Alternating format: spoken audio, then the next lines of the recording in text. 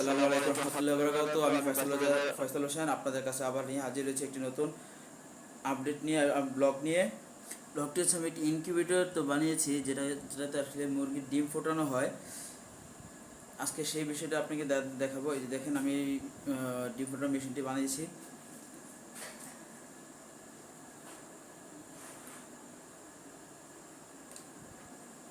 এটা হচ্ছে একটা ককশিটের মধ্যে, যেগুলোতে করে মাছ আর কি আমরা বিভিন্ন জায়গায় পার্সেল করে থাকি, ওই ককশিটের মধ্যে। এই যে দেখুন, এর ভিতরে ডিম আছে। এগুলো আজকে আমি কোয়েল পাখির ডিম আর হচ্ছে দুটো মুরগির ডিম দিয়েছিলাম, দিয়ে বসাইছি। ঠিক আছে, এখন আমরা আস্তে আস্তে আপনাদের ভিডিওর ভিতরের অংশগুলো, পার্টগুলো একটা একটা করে দেখাবো। আপনারা সবাই আশা করি দেখবেন। বন্ধুরা, এই যে দেখেন, এটা হচ্ছে একটি ইনকিউবেটর, যেটাতে ডিম মুরগির ডিম বসানো হয়। এখানে আমি ব্যবহার করছি দুটি 40-40 80 ওয়াট এবং 12 ভোল্টের দুটি ডিসি ফ্যান।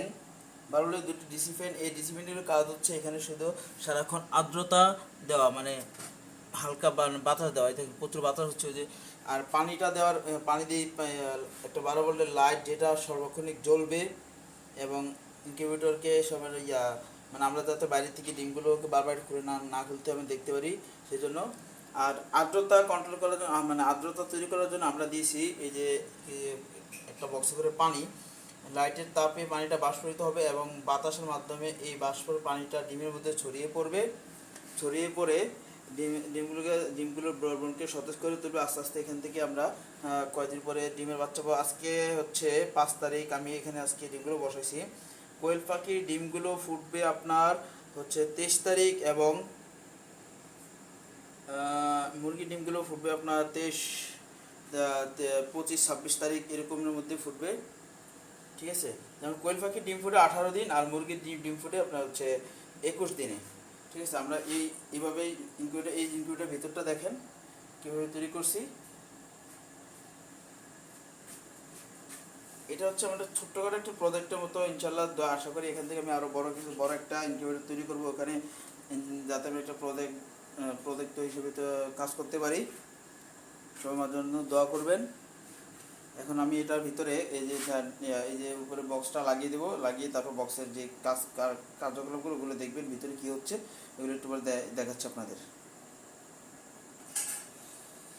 হ্যালো বন্ধুরা, এতক্ষণ ধরে আপনাদের দেখালাম ইনকিউবেটরের ভিতরের অংশটুকু এবং বাইরের অংশটুকু। এখন দেখবো যে ইনকিউবেটর কীভাবে কাজ করে।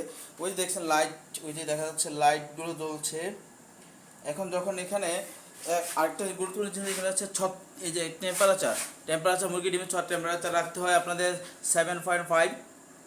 আমার এখানে এখন আছে, আমরা যেহেতু ডাক্তারটা খুলছিলাম এই জন্য টেম্পারেচার অনেক কমে 36.7 হয়ে গেছে।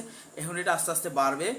ঠিক আছে, এটাকে বলে স্যার টেম্পারেচার কন্ট্রোলার, যেটা দিয়ে আমরা ডিমের এই ইনকিউবেটরের ভিতরে তাপমাত্রাটা নিয়ন্ত্রণ করে থাকি, এটাকে সেই মেশিন বলা হয়। এখন হচ্ছে কত 37., এসআই দেখছেন 37.5 হওয়ার পর আমার অটোমেটিক আমার ভিতরে লাইট নীল লাইটটি জ্বলছে। এই যে আমরা বাইরের থেকে ডিমগুলো দেখতে পাচ্ছি, ডিমের পরিস্থিতিটা দেখতে পাচ্ছি কী অবস্থায় আছে। ঠিক আছে, কী অবস্থা আছে আমরা দেখতে পাচ্ছি। ইনশাল্লাহ আজকের ভিডিওটি এতটুকুই। আমি আমাদের ইনকিউবেটরের যেই আপডেটগুলো আছে, ডিমের যে আপডেটগুলো আছে, ইনশাল্লাহ আপনাদেরকে আমি প্রতিদিন দিতে থাকবো। আপনারাও দেখতে থাকবেন এবং আমরা এই ডিমগুলো থেকে কয়টা বাচ্চা পাই সেটাও আপনাদেরকে জানাবো। ইনশাল্লাহ আশা করি ততদিন আপনারা আমার সাথে থাকবেন এবং আমার জন্য দোয়া করবেন। আসসালামু আলাইকুম রহমতুল্লাহি ওয়া বারাকাতুহু।